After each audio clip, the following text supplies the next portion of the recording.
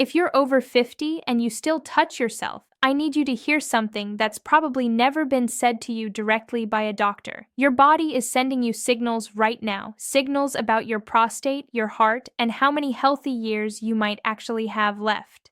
And most men your age are ignoring every single one of them. I'm Dr. Natalia Parker, and I'm going to explain this clearly. Because what happens inside your body during those private moments you never talk about isn't just about release or pleasure anymore. It's about survival. It's about whether certain parts of you will still work 5 years from now, and whether you'll see the warning signs before it's too late. Most men reach a certain age and assume their sexual urges should just fade away quietly. They think wanting to masturbate past 60 means something's wrong with them, that it's immature, embarrassing, maybe even dangerous at their age. But here's what's actually happening while you're sitting there wondering if you're normal. Your prostate is still producing fluid every single day. That fluid is building up whether you acknowledge it or not. And when it sits there too long without being released, it doesn't just disappear. It thickens. It traps cellular debris. It creates pressure. And that pressure is causing problems you've probably been attributing to something else entirely. You're waking up 3, 4, maybe 5 times every night to urinate. The stream is weaker than it used to be. Sometimes you get this sudden overwhelming urge to go, you rush to the bathroom and barely anything comes out, or you finish, zip up, and 30 seconds later you feel like you never went at all. You've been living with these symptoms so long you think they're just part of getting older. But what if I told you they're actually signs of something specific? Something that has a name? It's called prostatic congestion. And the longer it goes untreated, the worse it gets. Now, I know what you're thinking. You've heard about prostate problems. You've heard they're inevitable. You've heard there's nothing you can do except wait and see if it turns into something serious. But there's research that completely contradicts that resignation. Studies tracking tens of thousands of men over nearly 2 decades. And what they found would surprise you.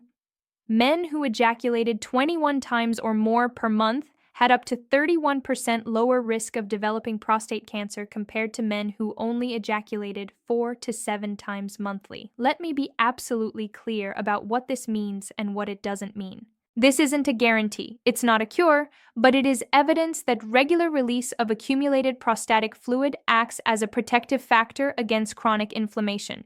Think about it like a drainage system. If you never clear it out, it backs up. If you clear it regularly and moderately, it functions better and lasts longer.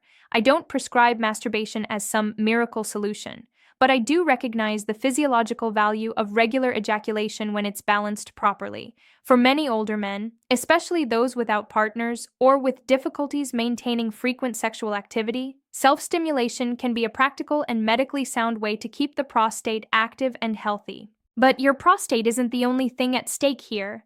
There's another connection most men have no idea exists, one that could literally save your life before you even realize you're in danger. Your erections aren't just about sex anymore. They're messengers, and they're trying to tell you something urgent about your heart. I want you to understand something that changes everything about how you should be thinking about erectile function at your age. Your penis is actually one of the most accurate early warning systems for cardiovascular disease that exists in your body. I'm not exaggerating. Let me explain exactly why. The arteries in your penis measure only 1 to 2 millimeters in diameter. They're tiny, fragile, extremely sensitive to any disruption in blood flow.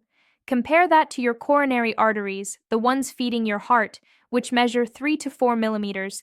This size difference is critical because when circulation problems begin, when atherosclerosis starts hardening your arteries, the smallest vessels get blocked first, which means erectile dysfunction isn't just an isolated sexual issue. It's an early alert that something is going wrong in your entire circulatory system. Multiple cardiology studies have confirmed something both alarming and incredibly valuable. Erectile dysfunction appears 3 to 5 years before major cardiovascular events like heart attacks or strokes. Think about what that timeline means. If you're noticing that your erections are weaker than before, that they take longer to develop, or that they fade during intercourse, your body is screaming at you. It's telling you there are blood flow problems. And those problems aren't just happening in your penis. They're potentially happening throughout your entire circulatory system, including the arteries feeding your heart and brain. This is where masturbation plays an unexpected and fascinating role. Every time you achieve an erection, whether through masturbation or intercourse, you're performing a vascular workout. Blood rushes into the cavernous bodies of your penis with force. It fills those spaces, presses against the internal walls, then circulates back out to the rest of your body. That process isn't passive. It's cardiovascular training at a microscopic level. Maintaining regular sexual activity, whether with a partner or through self-stimulation, helps preserve the elasticity of those delicate blood vessels. It keeps nitric oxide flowing, that crucial molecule responsible for vasodilation. And it prevents the progressive deterioration of erectile tissue that happens when you simply stop using it. I've seen patients who went several months without any sexual activity return to my office worried, saying things like, "Doctor, it feels like my body doesn't respond anymore. I don't get morning erections. When I try, it takes forever and barely works." And I tell them honestly, it's not just psychological, it's physiological. Disuse affects erectile tissue exactly the same way inactivity affects a muscle you never exercise. It atrophies, it loses capacity, it weakens. So maintaining your erectile function isn't about vanity or sexual obsession. It's cardiovascular monitoring. It's preventive health. It's taking care of yourself holistically. Your erection is one of the best natural barometers you have for knowing how your heart is functioning. I'd like to know something to better understand our community. Where are you watching from? Drop your city or country in the comments so I can acknowledge you personally. It matters to me to know who's part of this community brave enough to talk honestly about men's health.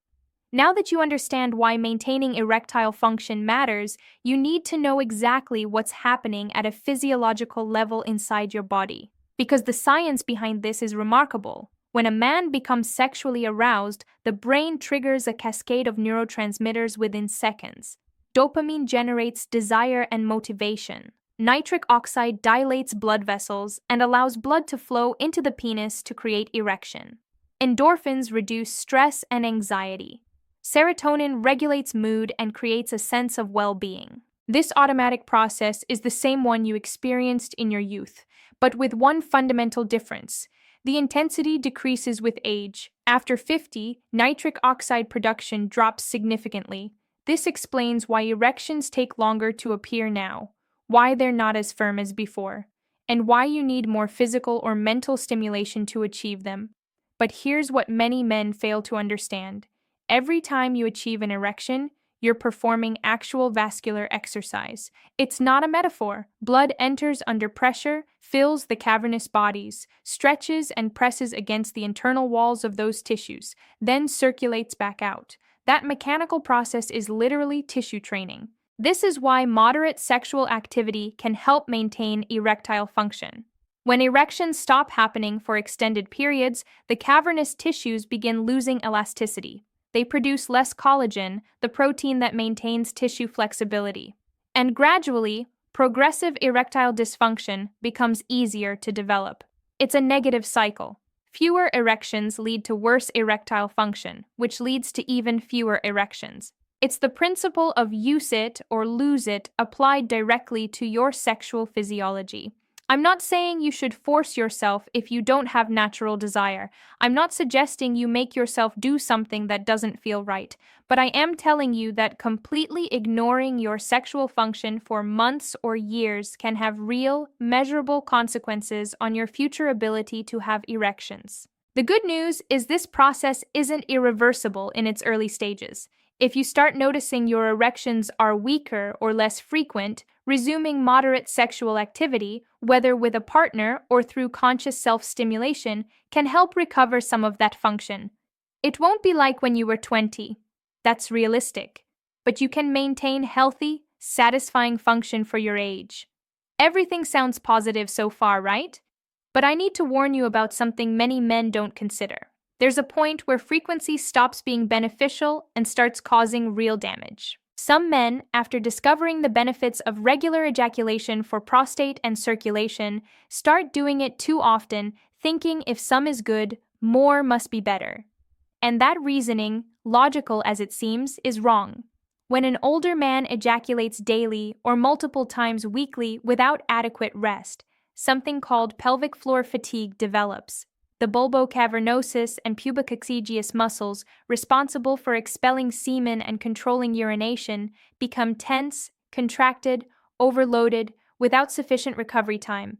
Imagine clenching your fist with all your strength and never releasing it. At first, you can maintain it, but eventually the muscles start hurting. They inflame, they lose strength and functionality. The same happens with pelvic floor muscles. That chronic accumulated tension causes perineal pain, that area between your scrotum and anus. It causes urethral burning when urinating, constant testicular heaviness, and it can even make subsequent erections harder because the muscles are so exhausted they don't respond properly. Let me share a clinical case that illustrates this perfectly. A man in his 70s came to my office with persistent pelvic pain. He'd seen other doctors before. They'd done urine tests, they'd examined his prostate, no bacterial infection, no apparent prostatic hyperplasia. But the pain persisted, especially after orgasm. I asked him to honestly describe his intimate routine. At first, he hesitated because, like many men his generation, he felt ashamed discussing these topics. But eventually, he confessed he was ejaculating 4 times weekly because he'd read online it was good for preventing prostate cancer. His intention was noble. He was trying to take care of himself, but his body was completely exhausted. I explained what was happening. We reduced frequency to twice weekly. We incorporated simple pelvic relaxation exercises he could do at home, and within the following month, the pain disappeared completely. It wasn't magic, it wasn't medication, it was simply understanding that the problem wasn't ejaculation itself, but the excess for his age and his tissue's recovery capacity. Your body has limits that change with years. What you could do at 30 without problems might be too much for your body at 60 or 70. And respecting those limits isn't weakness, it's wisdom. It's part of truly caring for yourself. Beyond frequency, there are other practical factors older men need to consider to avoid problems. Small details that can make a huge difference in your comfort and health. First, let's talk about something many completely ignore. Penis skin becomes thinner and more sensitive with age. Just like the skin on your hands or face loses collagen and elasticity after 50, the same happens with genital skin. It becomes less elastic, thinner, much more prone to irritation. If friction during masturbation is too hard, too fast, or prolonged without adequate lubrication, irritations can appear that aren't always visible but cause real discomfort. Burning when urinating in the following hours, pain or increased sensitivity the next day. Persistent discomfort many confuse with urinary infection. The solution is extremely simple, but many men overlook it due to shame or misinformation. Use appropriate lubrication. It's not vanity, it's not exaggeration, it's basic medical care for your age. A water or silicone-based lubricant you can get at any pharmacy without prescription can completely prevent these irritations and make the experience more comfortable and healthy. Second, let's discuss sleep habits. During orgasm, your body releases prolactin, a hormone that induces deep relaxation and facilitates sleep. That's why many men use masturbation as a method to fall asleep more easily. And that's perfectly fine. Nothing wrong with it. But I want you to be aware of a pattern that can develop without you realizing. If you habitually use masturbation as your primary method to sleep night after night, your body can become accustomed to this specific routine. Over time, it might become harder to fall asleep without it. It's not chemical dependency like sleeping pills would cause, it's more a behavioral pattern, a deeply ingrained habit your nervous system learns and expects. I'm not telling you to stop if it works for you. I'm just asking you to recognize it, to be conscious of it, because that awareness allows you to maintain control instead of feeling the habit controls you. Third, about sexual sensitivity in general. If all your sexual pleasure becomes exclusively individual, With short, intense stimuli always exactly the same way, over time, this can lead to gradual reduction of your sensitivity to more subtle natural stimuli. Your brain becomes accustomed to one very specific type of stimulation and loses some capacity to respond to other slower or more varied forms of pleasure. Again, it doesn't mean you should stop masturbating. It means variety matters. Changing the type of stimulation occasionally, not always seeking quick orgasm in 5 minutes. Also maintaining intimacy with your partner if you have one. All this helps keep your sexual response system more flexible and adaptable. Finally, and this is the most important thing I've told you today, I want you to start practicing what I call conscious self-observation. Every time you masturbate, don't do it automatically or mechanically. Do it with full attention to what your body is communicating. Observe your erection. Is it firm or noticeably weaker than before? Does it take a long time to appear, or does it respond relatively easily? Observe sensations in your prostate after ejaculating. Is there a feeling of relief and relaxation, or do you feel pressure and discomfort? Observe your urine in the following hours. Is there burning, color change, or any discomfort when urinating? Evaluate your energy level the next day. Do you feel renewed and rested or exhausted and weak? If after masturbating you feel good physically and emotionally, if there's no pain or discomfort, if your energy is good, then you're at the right frequency for your body at this moment in your life. But if you notice recurring pain, persistent weakness, burning when urinating, or constant fatigue unexplained by other reasons, then your body is telling you something very clear. It's asking you to reduce frequency or change how you're doing it. Your body always speaks, always sends you signals. The question is whether you're willing to listen to it honestly and without judgment. What you learned today goes far beyond masturbation as a physical act. You learned that your sexuality after 60 doesn't disappear or become something to be ashamed of. It just transforms and requires more awareness. You learned your prostate needs regular activity to stay healthy and prevent congestion. You learned your erection is an early indicator of cardiovascular problems, and caring for it can literally save your life. And you learned that balance, neither excess nor total abstinence, is always the key to lasting health. Let me ask you something important before we finish. After watching this video, do you feel you now have more clarity about your own health? Write yes if this content helped you better understand your body. Your sexual desire isn't your enemy. Your lack of knowledge was. But today, that ignorance no longer exists. I'm Dr. Natalia Parker, specialized in men's health and urology, and I'm here to accompany you on this path of awareness, honesty, and respect. On this channel, we talk about what others silence because your health deserves truth, not taboos. If this video resonated with you, don't keep it to yourself. Share it with someone who needs to hear it. A friend, a brother, a father who might be living in silence with similar doubts. Subscribe to the channel for more content about men's health without censorship or shame.